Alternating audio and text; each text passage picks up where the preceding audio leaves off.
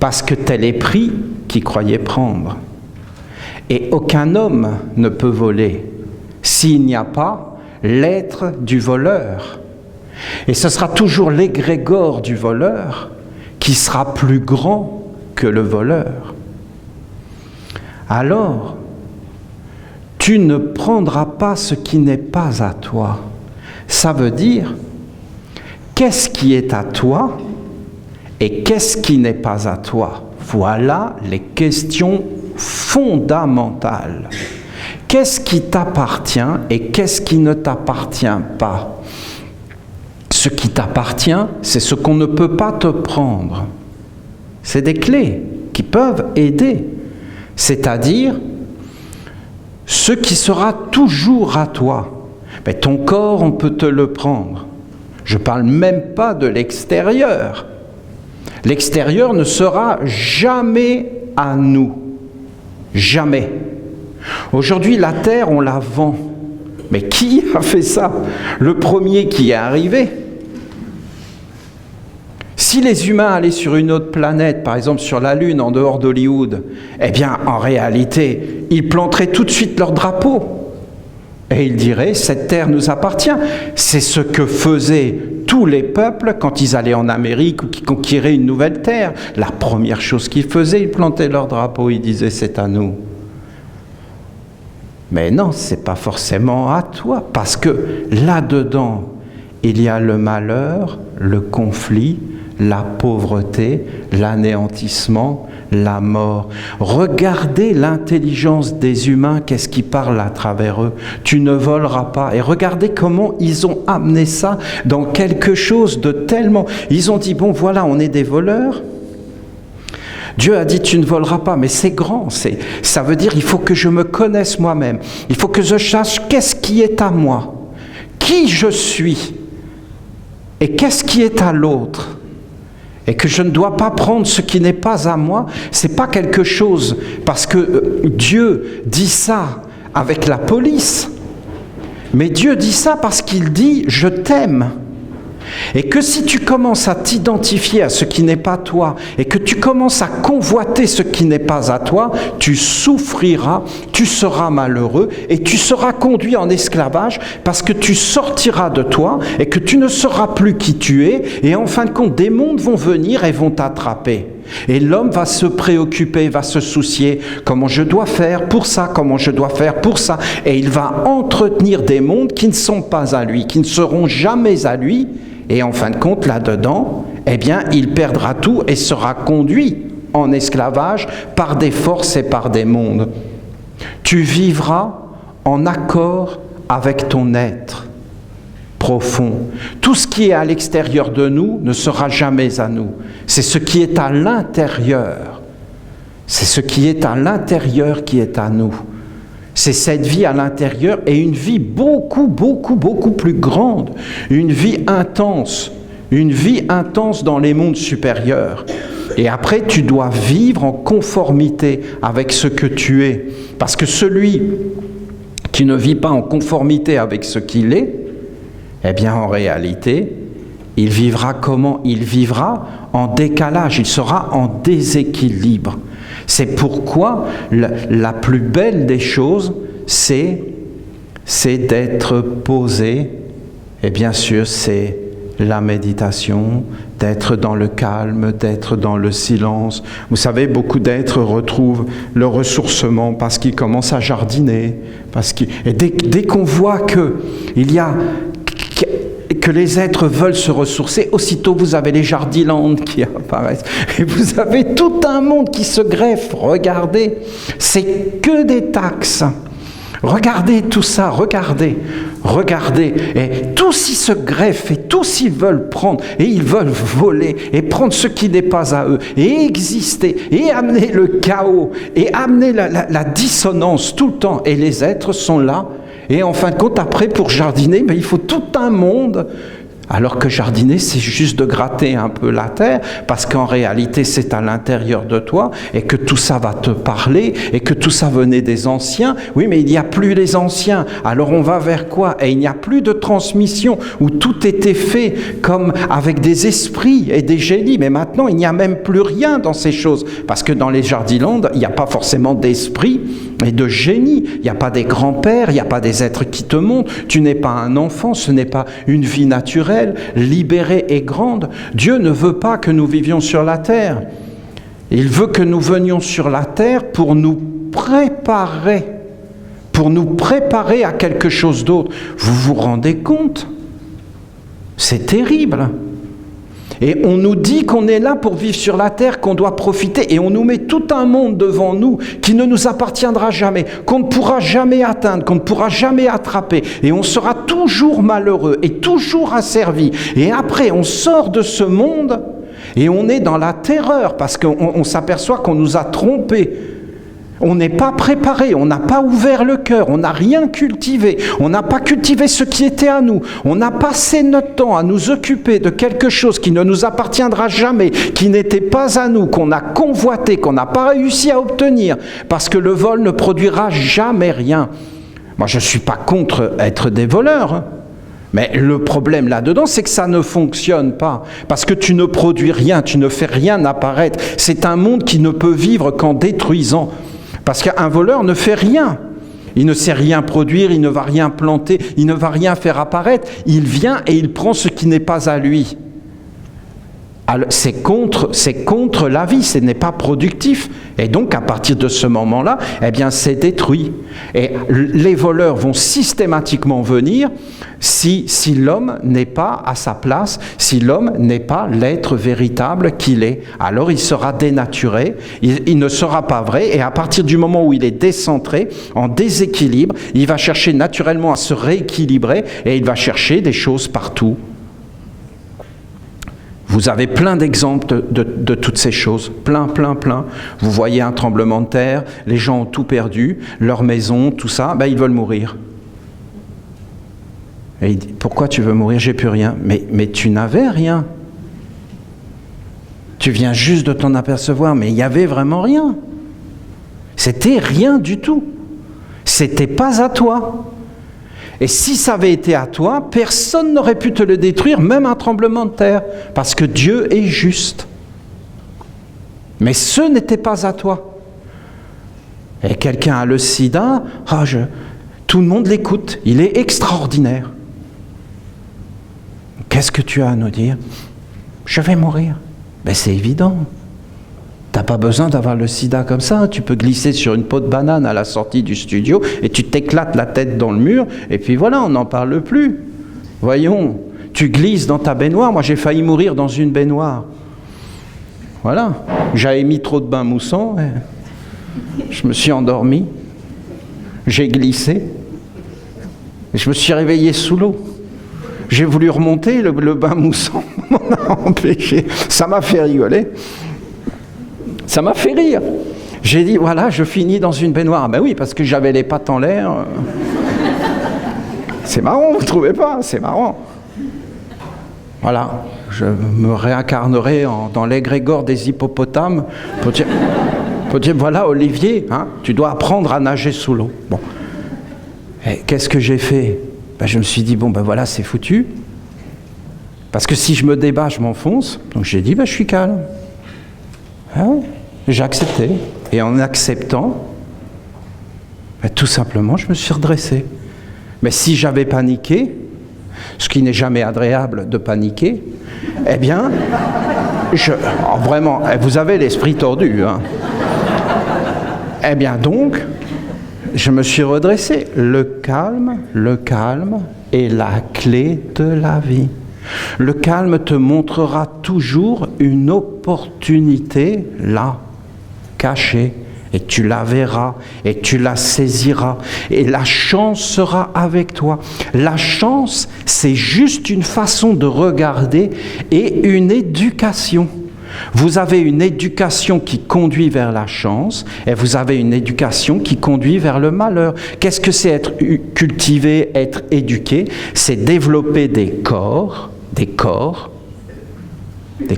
des organes de perception et, en fin de compte, une façon de vivre sur la terre. Après, on nous fait croire des choses.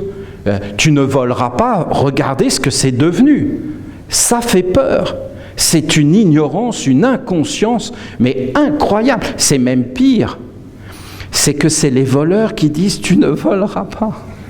Hein? Ben c'est normal les gars, pas de concurrence déloyale. Et nous sommes dans un monde où on ne supporte pas l'artisanat. Hein? L'artisanat est très mal vu. Hein? Ce qu'on veut, c'est des grandes surfaces du pillage, pas des petits artisans. Donc les petits artisans en prison et les grands, les professionnels au gouvernement. Et donc, en fin de compte, au plus haut, mais même cachés derrière. Voilà le monde. Mais c'est comme ça. Et pourquoi c'est comme ça? Mais parce qu'on ne regarde pas les choses.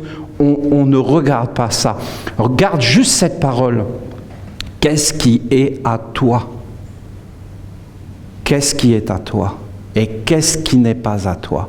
Et si tu ne vis pas en accord profond avec tes désirs, alors tu es un esclave. Si tu n'es pas dans la plénitude, si tu n'es pas dans la sérénité, si tu n'es pas dans le bonheur, alors tu seras conduit en esclavage. Parce que Dieu veut le bonheur, la plénitude, la sérénité. C'est ça qu'il veut. Dieu, tu vas t'approcher de lui par la plénitude et par l'offrande et pas par le mécontentement. Si tu vas vers Dieu pour te plaindre, ça va être pire. Pire. Il va te mettre encore plus de travail sur le dos. Et il va voir très bien, tu te plains, c'est bien, mais tu peux mieux faire dans le côté plaintif. On va voir jusqu'où tu peux aller. Ah mais je vous dis comment il pense. Hein. Et là, encore plus. Encore plus, encore plus, encore plus. Et quand tu dis, ah ben Dieu regarde le monde, et voit que tout est bon, tu arrêtes. Et tu te recentres, tu te calmes, tu t'éveilles, tu regardes. Et c'est bien compliqué, parce qu'on a mis tout un tas de choses à l'intérieur de nous. Et vous allez voir, le prendre soin, la famille, s'occuper des autres, le travail c'est béni, les sceaux de l'archange, l'argent. L'argent c'est quelque chose, parce qu'en réalité l'argent, c'est comme un mystère. L'argent, c'est Dieu. C'est réellement Dieu. C'est Dieu lui-même. C'est quelque chose d'une beauté. C'est un mystère. L'argent, c'est très difficile d'en parler. C'est quelque chose qui est insupportable de beauté, de magnificence. C'est quelque chose qu'on ne peut pas voir, qu'on ne peut pas toucher. C'est réellement le mystère. Si vous voulez savoir et vous approcher de cet être qui est Dieu, eh bien, Jésus en parle parce qu'il dit la foi. La foi. Et l'argent, c'est réellement cet être de la foi. C'est la foi, l'argent. C'est un être de foi. Mais c'est propre. C'est ton bien propre. C'est la propreté. C'est la propriété. C'est toujours propre. Ce mot de propre est extraordinaire, je trouve, vous ne trouvez pas?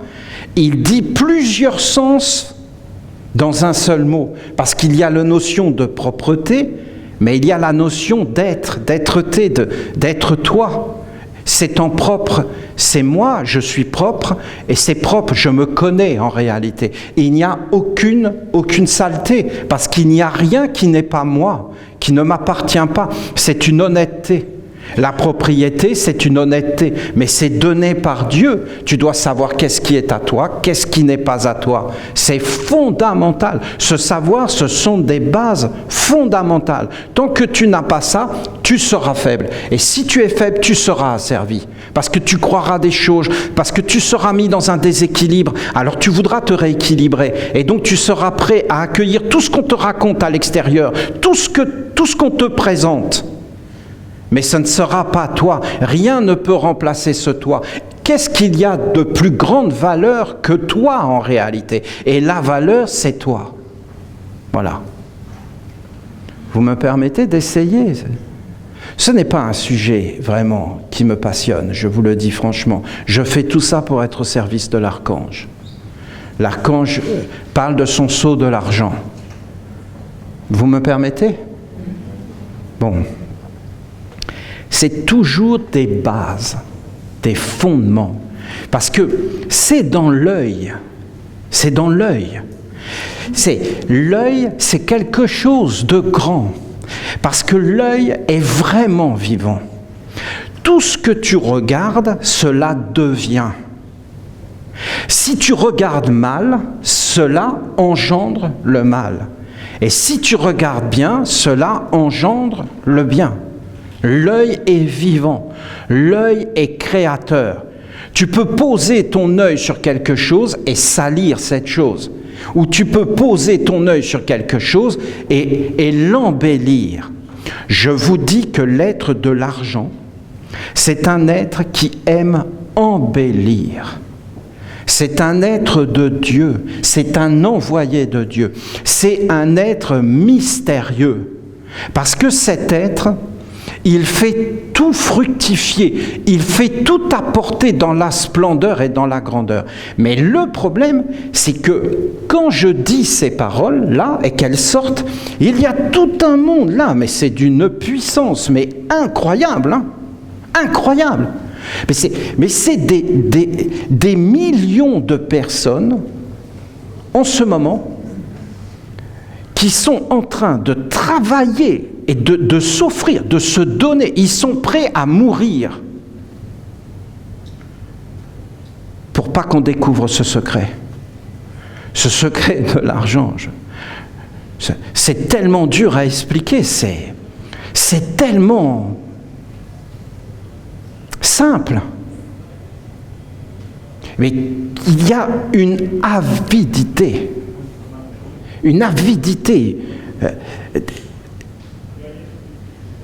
une dégradation, un asservissement, un esclavage entretenu et voulu. L'esclavage n'a jamais été aboli. L'esclavage a été multiplié. Ça s'est appelé des salariés. C'est juste ça.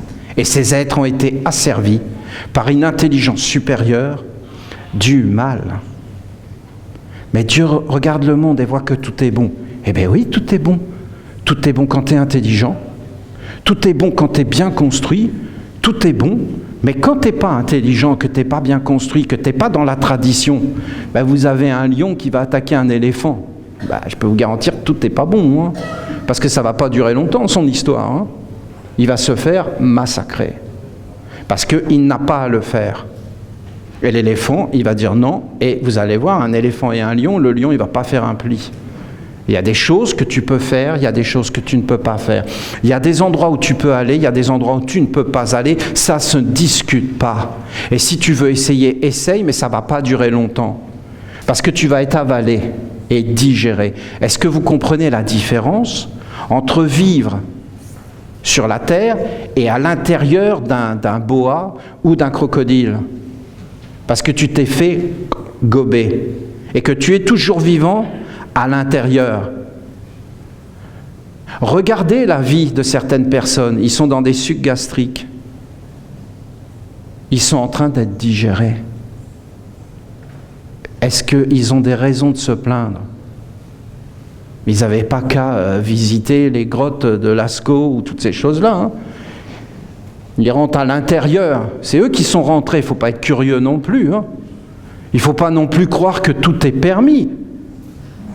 Vous voyez la folie du monde des hommes? Ils pensent que rien va leur arriver parce qu'il y a un monde qui les protège. Mais voyons, ça, c'est vraiment pas des animistes.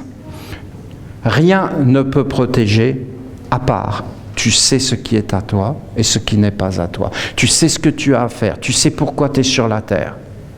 Et là, bien sûr, tu seras protégé parce qu'il y a plein de choses que tu vas même pas regarder, parce que tu sais que ça sera jamais à toi, que ça t'appartient pas. Donc c'est comme un corps de sagesse.